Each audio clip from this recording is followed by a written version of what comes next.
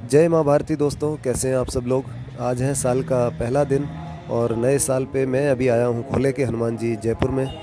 ये मंदिर है और यहाँ पे इस मंदिर की क्या विशेषता है और क्यों ये मंदिर जो है वो अपने आप में बाकी जगहों से अलग है, इन सब चीज़ों के बारे में और यहाँ की हिस्ट्री के बारे में, क्या यहाँ का इतिहास रहा। और आज आप देख पा रहे होंगे कि यहाँ पे बहुत कुछ जो है वो इतना सारा डेवलपमेंट है, बहुत सारे लोग यहाँ पे आते हैं। और यहाँ पे अब जयपुर का एक मात्र जो रोपवे है वो भी यहाँ पे बना है। तो मैं बहुत सारी और भी चीज़ें हैं जिन्हें इस वीडियो के अंदर कवर करूँगा, तो आप जुड़े रहिए और इस वीडियो को बिना स्किप किए एंड तक जो है वो आप पूरा देखिए।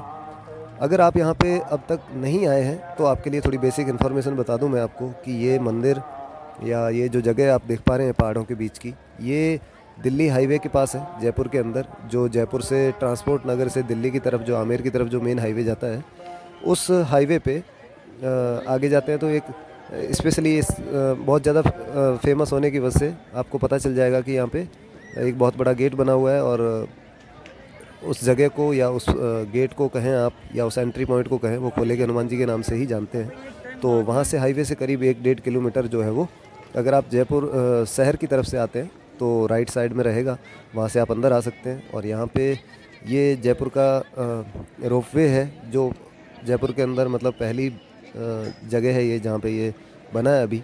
तो यहाँ से नीचे से ऊपर जाने के लिए बहुत ही बेहतर सुविधा है यहाँ पे, यानी कि 45 मिनट का जो ट्रिप है, जो आप ऊपर की तरफ वैष्णो देवी माता का मंदिर भी है यहाँ पे, तो वहाँ पे जाने के लिए जो सीढ़ियों से करीब करीब आप ये समझो कि 45 मिनट जाने के हो गए और इतना ही टाइम आने के अंदर भी लगता है। तो ये 5 मिनट के अंदर जो है ये डिस्टेंस कवर हो जाती है यहाँ से। और इसका टिकट भी ज़्यादा नहीं है, यहाँ से करीब करीब 150 रुपये के आसपास का टिकट है आने जाने का इंक्लूडेड, दोनों साइड का।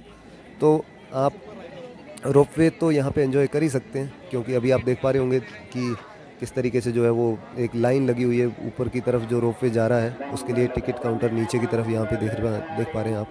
तो यहाँ से लेके और ऊपर तक जाने के लिए और जाके फिर वापस आने के लिए तो टिकट भी, अगर प्राइस की मैं बात करूँ तो वो भी कोई ज़्यादा नहीं है, समथिंग 157 या 155 ऐसा कुछ है। और आज साल का पहला दिन है, यानी कि नए साल पे लोग इतनी भारी संख्या में यहाँ पे आएंगे ये तो मैंने भी नहीं सोचा था। और अभी आप देख पा रहे होंगे ऊपर की तरफ देखेंगे आप, बिल्कुल पूरी जो जगह है, जो रोपवे का यहाँ से स्टार्टिंग पॉइंट वाला जो स्टैंड है, यहाँ से लेके और नीचे सीढ़ियों से लेके गेट तक पूरी लाइन लगी हुई है। लेडीज़ हो, जेंट्स हो, चाहे बच्चे हों, लोग फैमिली के साथ यहाँ पे आते हैं, पूरे परिवार के साथ यहाँ पे आते हैं। तो इतनी भारी संख्या में लोगों का मंदिर आना और ये अपने आप में एक बहुत ही अच्छी बात है। और लिटरली मुझे बड़ा अच्छा लगा कि धार्मिक स्थान पे आजकल जो है वो एक न्यू ईयर का सेलिब्रेशन लोग करने के लिए आ रहे हैं, या आप ऐसे कहें कि नए साल की शुभकामनाओं के लिए दर्शन करने के लिए आ रहे हैं। तो ये बहुत ही खूबसूरत बात है यहाँ की। और दूसरी चीज़ मैं आपको अगर बता दूं, आप जयपुर के अंदर अगर धार्मिक स्थानों के बारे में अगर आप थोड़ा बहुत भी अगर बेसिक इन्फॉर्मेशन रखते हैं, या फिर अगर आप बाहर से आते हैं और यहाँ पे घूमना चाहते हैं, तो मैं आपको बता दूं कि जो जयपुर के जो मेजर, यानी कि जो सबसे मेन जो 3 धार्मिक स्थान हैं, उनमें इनका नाम, खोले के हनुमान जी का नाम यहाँ पे आता है। सबसे पहले अगर मैं बात करूँ तो गोविंद देव जी का धाम, और उसके बाद मोती डोंगरी गणेश मंदिर, और तीसरे नंबर पे अगर मैं आप बात करूँ तो खोले के हनुमान जी का ये मंदिर है, जहाँ पे श्रद्धालु बहुत ही ज़्यादा संख्या में आते हैं और बहुत ज़्यादा मान्यता भी है। और इसके पीछे क्या हिस्ट्री है, और आज आप जो देख पा रहे हैं सड़क के दोनों तरफ, या फिर ये जो रास्ता बना हुआ है उसके दोनों साइड में आप देख पा रहे हैं कि यहाँ पे इतनी सारी जो है वो दुकानें बनी हुई हैं, यहाँ पे रसोइयाँ बनी हुई हैं, धर्मशालाएँ बनी हुई हैं, मंदिर के इतने अच्छे अच्छे जीर्णोद्वार और जो गेट बने हुए हैं। उसके अलावा मंदिर जो एक तरीके से फ्लोर वाइज जो मंदिर बने हुए हैं बड़े अच्छे आगे की तरफ मैं आपको सारी चीज़ें दिखाऊंगा। बट इसके साथ ही मैं अगर बात करूं इसकी थोड़ी सी बैक में अगर जाने की या हिस्ट्री में जाने की बात करूं, तो इतिहास यहाँ का ये कहता है कि करीब 60 के दशक के अंदर ये जगह जो आप आज देख पा रहे हैं, लोगों से जो खचाखच भरी हुई जो जगह देख पा रहे हैं, ये जगह उस टाइम पे बिल्कुल एक जंगल हुआ करती थी। यानी कि 1960 के आसपास के समय, यानी कि उसके कुछ यहाँ पे पेंटिंग्स वगैरह भी हैं इनसाइड, तो वो सारी चीज़ें भी मैं आपको दिखाऊंगा। और उस दशक के अंदर या उस टाइम के अंदर अगर मैं बात करूं, तो उस टाइम पे यहाँ पे जंगल था और पॉपुलेशन भी उस टाइम पे कम थी, तो एक तरीके से यहाँ पे कोई आता भी नहीं था और किसी को यहाँ के बारे में कुछ पता भी नहीं था।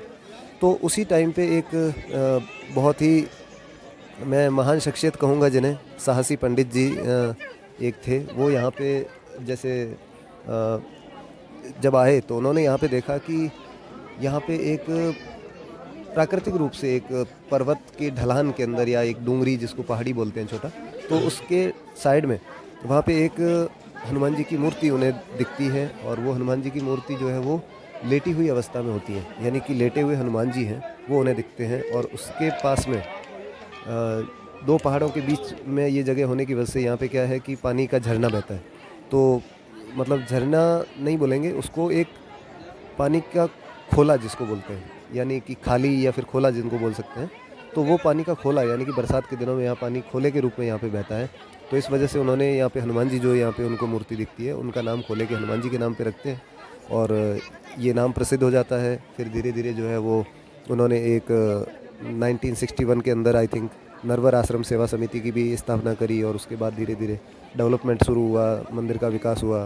और तस्वीरों में अगर हम पुरानी तस्वीरें जो इसके अंदर है उसको अगर देखते हैं, तब पता चलता है कि धीरे धीरे किस तरीके से जो है आज जिस रूप में आप मंदिर देख पा रहे हैं, ये इतना सुंदर मंदिर जो है वो किस तरीके से यहाँ पे बन के तैयार हुआ है। धीरे धीरे इन सब चीज़ों के अंदर जो है समय के साथ किस तरीके से मंदिर का विकास होना, और साथ साथ में यहाँ पे लोगों का आना। और अब अगर आज के टाइम में अगर मैं बात करूँ, या फिर यहाँ की आप भीड़ देख के समझ जाएंगे कि केवल जयपुर ही नहीं, केवल राजस्थान ही नहीं, पूरे भारत से और विदेशों से भी लोग जो है, जो फॉरेनर आते हैं वो भी यहाँ पे आते हैं दर्शन के लिए।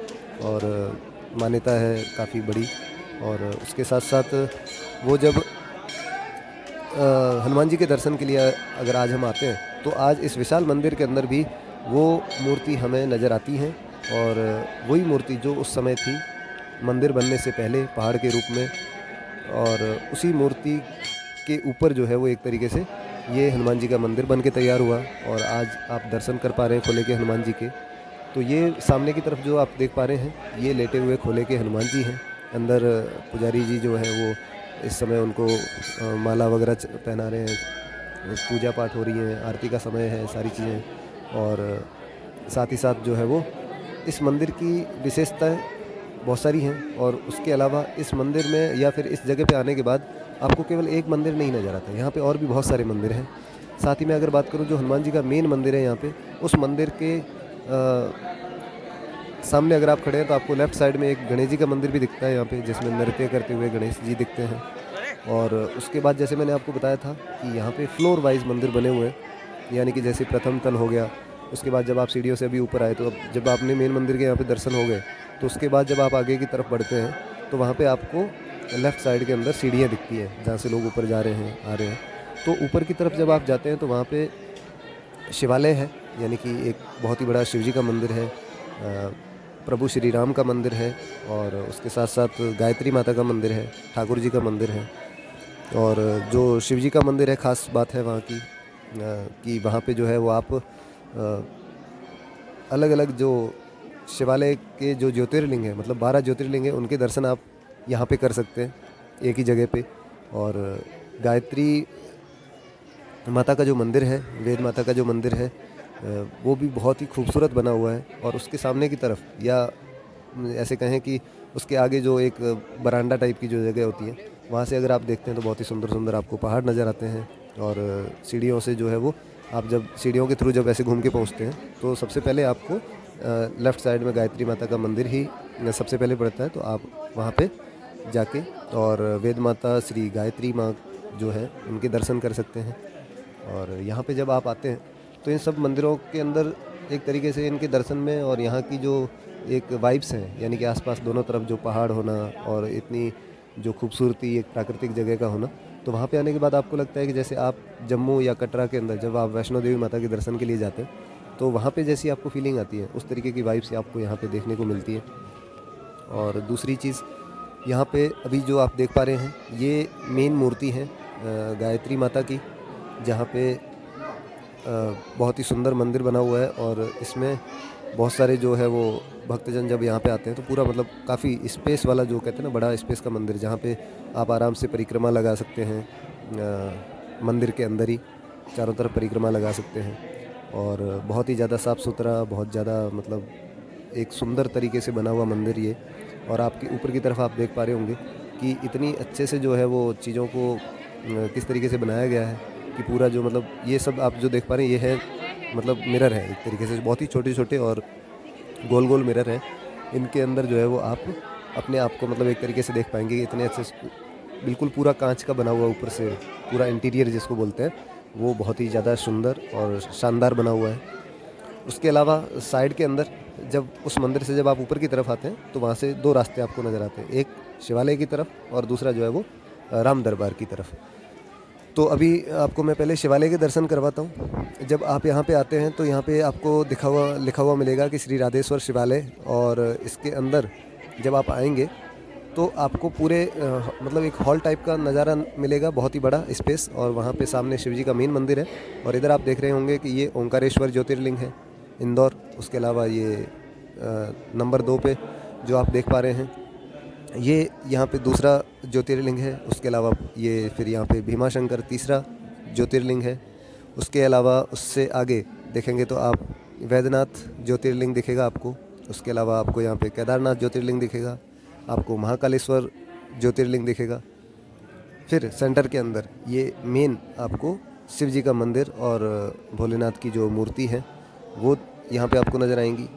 उसके अलावा यहाँ पे पूजा पाठ जो होती है मेन मंदिर की वो शिव जी की, और उसके अलावा ये बाकी वाले जो ज्योतिर्लिंग है वो सारे के सारे आपको यहाँ पे साइड में दिखेंगे। तो यहाँ तक अगर आप देख पा रहे होंगे तो ये 10 ज्योतिर्लिंग यहाँ पे कंप्लीट हो जाते हैं। उसके बाद ये अगला गेट, और उसके बाद 2 ज्योतिर्लिंग जो है वो ये आगे है नागेश्वर और मल्लिकार्जुन ज्योतिर्लिंग जो कि आंध्र प्रदेश के अंदर है। तो ये पूरी डिटेल है यहाँ पे लिखी हुई है, आप आराम से यहाँ पे विज़िट कीजिए, आइए देखिए, और एक ही जगह पे आप 12 ज्योतिर्लिंग के दर्शन कर सकते हैं और उन्हें फील कर सकते हैं एक ही जगह पे एक साथ। और सामने की तरफ ये बिल्कुल खूबसूरत नज़ारा जहाँ पे शानदार मंदिर और साथ ही साथ ये प्यारी वादियाँ, और वहाँ से जब आप यहाँ से इनके दर्शन करके जब आप बाहर निकलते हैं तो वहीं से वापस जो सीढ़ियों का रास्ता है वहीं से आपको लेफ़्ट साइड में, यानी कि आप लेफ़्ट होके भी पूरा घूम के और नीचे की तरफ आ सकते हैं। तो यहाँ से जब आप लेफ़्ट साइड में जाएंगे तो यहाँ पे एक बहुत ही बड़ा हॉल, और उसके आगे का एरिया जो है वो आगे जिसको बालकनी टाइप बोलते हैं वो बहुत बड़ा है, उसको भी जाके देख सकते हैं। और ये एरिया जो मेन हॉल टाइप का है उसके आगे मतलब ये मेन मंदिर है राम दरबार जिन्हें बोलते हैं। यहाँ की एक विशेष बात यह है कि अगर आप यहाँ पे आते हैं तो आप यहाँ पे दर्शन कर पाएंगे प्रभु श्री राम के अलावा उनके चारों भाई, मतलब राम और 3 उनके भाई, टोटल चारों की मूर्ति यहाँ पे लगी हुई है, और एक साथ जो है एक तरीके से झांकी के रूप में बहुत ही सुंदर मंदिर बना हुआ है ये। तो यहाँ आप उनके दर्शन कर सकते हैं। उसके अलावा जो मैं आपको बता रहा था नरवर आश्रम सेवा समिति के जो संस्थापक हैं या फिर इस मंदिर के संस्थापक आप जिन्हें बोल सकते हैं, उनके यहाँ पे बहुत सारे फ़ोटोज़ और उनकी बहुत सारी मेमोरीज़ यहाँ पे लगी हुई हैं। राधेलाल जी की, जो राधेलाल जी चौबे थे, उनकी यहाँ पे सारी चीज़ें मेमोरेबल हैं, आप उन्हें भी यहाँ पे देख सकते हैं। उसके अलावा ये एरिया जो रहता है ये है फिर वहाँ से बाहर का, यानी कि एक खुली छत के जैसा एरिया जहाँ पे आप आके और चारों तरफ के नज़ारे को देख सकते हैं, जो बिल्कुल पहाड़ों से घिरी हुई इस जगह को उसका आनंद ले सकते हैं। और मेन एंट्री या फिर जो गेट है उधर से आने वाली चीज़ों को देख सकते हैं। साइड में यहाँ पे लिफ्ट भी लगी हुई है, यानी कि जो सीढ़ियों से चढ़ने में जो असमर्थ हैं वो लिफ्ट के थ्रू भी यहाँ ऊपर आ सकते हैं, और ऊपर आके जो है वो राम दरबार के और इन सब सारी जगहों को देख सकते हैं, दर्शन कर सकते हैं। यहाँ से फिर आपको ये रोपवे भी दिखता है जो बिल्कुल साइड के अंदर, मतलब वेस्टर्न साइड के अंदर, पश्चिमी साइड के अंदर जो है वो ये आपको रोपवे मिलेगा। और ये रोपवे जो है वो नीचे से जहाँ से स्टार्ट होता है, जो एंट्री पॉइंट मंदिर का भी हो गया और यहाँ से स्टार्ट होता है, बट ये आगे की तरफ जो है वो वैष्णो देवी माता के वहाँ तक जाता है। तो ऊपर ये जो पहाड़ दिख रहा है आपको साइड में, उस पहाड़ के ऊपर माता वैष्णो देवी का मंदिर बना हुआ है। और उसके अलावा ये जो आप बीच में ये रास्ता देख पा रहे हैं, यहाँ से सीढ़ियाँ हैं, यानी कि ये आप सामने देख पा रहे होंगे कुछ लोग वहाँ से आ रहे हैं जा रहे हैं। तो ये सीढ़ियों वाला रास्ता जो है वो बिल्कुल ऐसे जंगल के अंदर, पहाड़ के अंदर से होते हुए ऊपर वैष्णो देवी माता के मंदिर तक जाता है। हालांकि मैं सीढ़ियों के रास्ते पहले मंदिर तक जा चुका हूँ एक बार, और वैष्णो देवी माँ के दर्शन कर चुका हूँ। और उसके अलावा आप ये देख रहे होंगे सामने मेन गेट को वापस, मतलब आप यहाँ से ये एंट्री होती है, और एंट्री के बाद आप ऊपर आ गए। ऊपर आने के बाद आप वापस से देख पा रहे हैं कि किस तरीके से मेन गेट से, और मेन जो रास्ता है आने का वहाँ से लोग आ रहे हैं जा रहे हैं वापस। और ये देखेंगे आप कि केवल एक मंदिर का जो होता है ना कि आप मंदिर आए, मतलब आपने मंदिर देखा, उसके अलावा आपने जो प्रकृति को जो एक महसूस करना या उसका जो एहसास जो होता है, उसे यहाँ पे मतलब उसका लुफ्त उठाना, यानी कि अगर आप परिवार के साथ फैमिली के साथ आते हैं तो इन सब चीज़ों को यहाँ पे आराम से जो है वो अच्छे तरीके से बिता सकते हैं। उसके अलावा ये नीचे की तरफ जो वापस आते हैं तो यहाँ पे ये पेंटिंग बनी हुई 1965 की, यानी कि 1965 में कैसा था, ये बिल्कुल एक छोटा सा मंदिर के रूप में, मतलब मूर्ति ऊपर की तरफ रह जाती है पहाड़ पे और नीचे छोटा सा, मतलब यहाँ पे शुरुआत थी, ये इस समय शुरू किया गया था मंदिर। फिर ये कैमरे की फ़ोटो है पेंटिंग के अलावा, अगर आप देखें तो 1977 की है ये। 1977 के अंदर इतना मंदिर जो है वो बन के तैयार हो गया था, करीब करीब 2 दशक बाद। और उसके अलावा एक और यहाँ पे मज़ेदार बात यह है कि यहाँ पे एक वर्ल्ड रिकॉर्ड भी बना हुआ है, 1,19,780 लोगों को एक ही साथ प्रसादी का वितरण करना या उन्हें मतलब भोजन करवाना, भोज कर। ये 2017 के अंदर हुआ। तो थैंक यू सो मच यहाँ तक जुड़े रहने के लिए, पूरा देखने के लिए।